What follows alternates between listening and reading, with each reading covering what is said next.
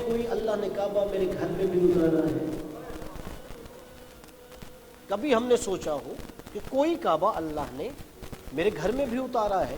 اور یہ خطیبانہ جملہ نہیں، یہ نبی کی حدیث ہے کہ نبی کے پاس ایک بندہ آیا تھا، عرض کرتا ہے یا رسول اللہ، یہ جو مالدار ہیں، صاحب ثروت ہے، یہ مکہ کا حج کرتے ہیں، آتے ہیں جاتے ہیں، ثواب حاصل کرتے ہیں، جو ہم جیسا غریب مفلس نادار ہے وہ تو مکہ نہیں جا سکتا، تو کیا ہم حج عمرے کا ثواب حاصل نہیں کر سکتے؟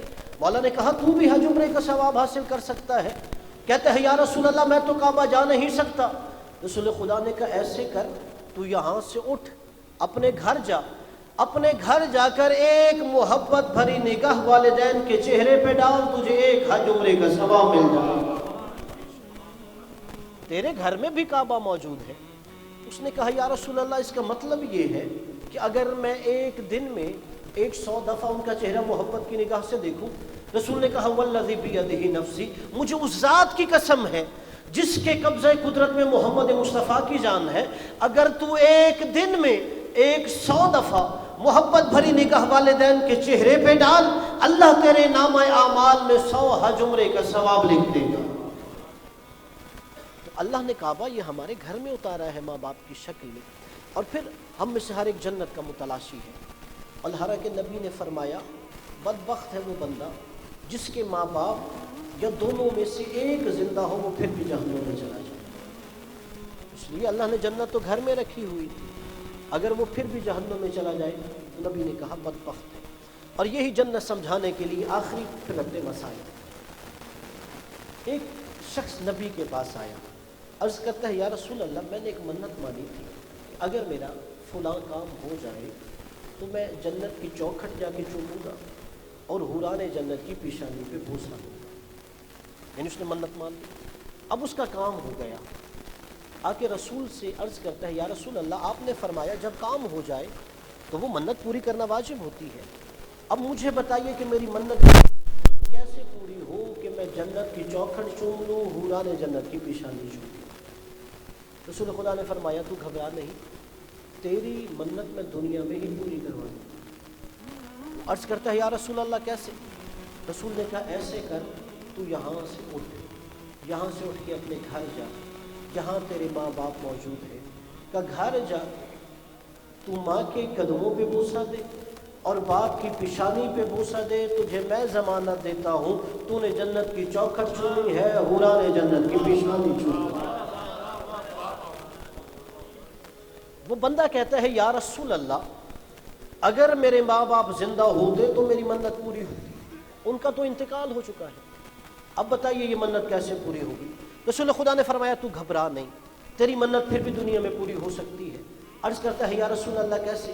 رسول خدا نے کہا تو یہاں سے اٹھ اور اس قبرستان جا جہاں تیری ماں اور باپ کی قبریں ہیں، کہا اس قبرستان جا کے تو باپ کے قبر سرہانے بوسہ دے اور ماں کی قبر کے پیروں پہ بوسہ دے، تجھے میں ضمانت دیتا ہوں تو نے جنت کی چوکھٹ چومی ہے، حوران جنت کی پیشانی چومی ہے۔ یہاں پہ روک ایک جملہ کہہ کے پھر آگے بڑھتا ہوں۔ اسی لیے جب ماں باپ کی قبر پہ جاتے ہیں تو اس کے جو احترام ہے کہ دعا کیسے مانگنی ہے، نبی فرماتے ہیں ہمیشہ ماں کی قبر کے پیروں کی جانب کھڑے ہو کے دعا مانگو اور باپ کی قبر کے سرہانے کھڑے ہو کے دعا مانگو، تو جو دعا مانگو گے ان کے وسیلے سے مستجاب ہوگا۔ اب وہ بندہ کہتا ہے یا رسول اللہ میرے ماں باپ کم سنی میں انتقال کر گئے، مجھے نہیں معلوم ماں کی قبر کہاں ہے، مجھے نہیں معلوم میرا باپ کہاں دفن ہے، اب مجھے بتائیے میری منت کیسے پوری ہوتی ہے؟ میں کہتا ہوں صرف علی مشکل کشا نہیں، محمد بھی مشکل کشا ہے۔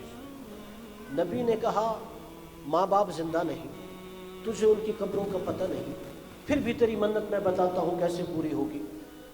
نبی نے فرمایا ایسے کر، تو اپنے ہاتھ سے 2 قبریں بنا، ایک قبر کو ماں کی قبر کی شبیہ سمجھ، دوسری قبر کو باپ کی قبر کی شبیہ سمجھ۔ قبلہ اکثر لوگ کہتے ہیں نا یہ شبیہیں کہاں پہ لکھی ہوئی ہیں، یہ شبیہیں کیسے بنائی جاتی ہیں؟ ہر مسلمان کا عقیدہ ہے جو نبی کہے وہ سنت ہوتا ہے، جو نبی کرے وہ سنت ہوتا ہے، جو نبی کے سامنے کیا جائے نبی خاموش رہ کے تائید کرے سنت ہوتا ہے۔ تو نبی اپنی سیرت سے بتا رہے تھے اگر اصل تک رسائی نہ ہو تو شبیہوں کا سہارا لیا جائے۔ کربلا نہیں جا سکتے تو شبیہ ذریعہ حسین کی زیارت کرو۔ نبی نے کہا تو اپنے ہاتھ سے 2 قبریں بنا، ایک قبر کو ماں کی قبر کی شبیہ سمجھ، دوسری قبر کو باپ کی قبر کی شبیہ سمجھ۔ نبی کہتے ہیں وہ جو اپنے ہاتھ سے 2 قبریں بنائی ہے نا، اب وہ جو ماں کی قبر کی اپنے ہاتھ سے شبیہ بنائی ہے اسے پیروں پہ بوسہ دے، وہ جو اپنے ہاتھ سے باپ کی قبر کی شبیہ بنائی ہے اسے سرہانے بوسہ دے۔ نبی نے کہا والذی بیدہ نفسی، مجھے اس ذات کی قسم ہے جس کے قبضے قدرت میں میری جان ہے، اگر تو نے یہ عمل کر دیا تو تجھے میں ضمانت دیتا ہوں تو نے جنت کی چوکھٹ پہ بوسہ دیا ہے، حوران جنت کی پیشانی پہ بوسہ دیا۔ کہ جب ایک شخص نبی کے پاس آیا، یہ روایت میں نے نبی کے حوالے سے بھی پڑھی ہے، چھٹے امام کے حوالے سے بھی پڑھی ہے، کہ جب وہ شخص آیا معصوم کے پاس کہ میں نے اپنی ماں کو 7 حج اپنے شانوں پہ اٹھا کے کروائے ہیں، کیا میں نے ماں کا حق ادا کر دیا؟ معصوم نے کہا نہیں، سردیوں کی ایک وہ رات جب تو بستر گیلا کر دیتا تھا، ماں تجھے گیلی جگہ سے اٹھا کے خشک جگہ پہ سلاتی تھی اور خود وہ گیلی جگہ پہ سو جاتی تھی، اس ایک رات کا حق ادا نہیں کیا۔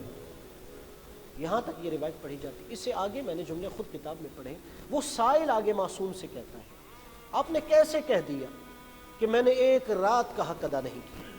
حالانکہ اگر آپ دیکھیے جب میرا بچپنا تھا تو ماں مجھے خود اپنے ہاتھوں سے لقمے بنا کے کھلاتی تھی، کہا اب ماں کا بڑھاپا ہے میں بھی اپنی ماں کو لقمے بنا کے کھلاتا ہوں۔ کہا آپ نے کیسے کہہ دیا ماں کی ایک رات کا حق ادا نہیں کیا؟ جب میرا بچپنا تھا تو ماں مجھے انگلی پکڑ کر چلاتی تھی، کہا اب ماں کا بڑھاپا ہے، ماں بھی اپاہج ہے، خود نہیں چل سکتی، میں ماں کو شانوں پہ اٹھا کے چلاتا ہوں۔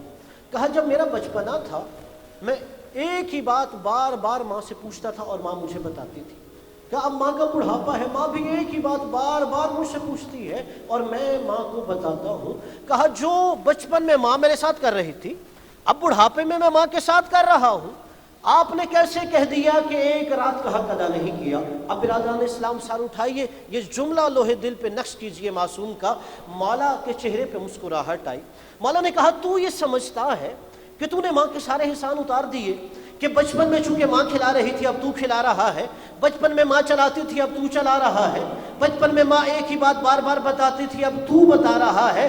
کہا میں نے اس لیے کہا ایک رات کا حق ادا نہیں کیا، تجھ میں اور ماں میں فرق ہے، تو اتنی خدمت کرنے کے بعد بھی دل میں کہیں نہ کہیں یہ سوچتا ہے کب موت کا فرشتہ آئے گا، ماں کی روح قبض کرے گا اور میری ذمہ داری ختم ہو جائے گی۔ کہا لیکن تیری ماں خدمت کرنے کے بعد بھی تیرے جینے کی دعائیں مانگتی تھی۔ یا ارحم الراحمین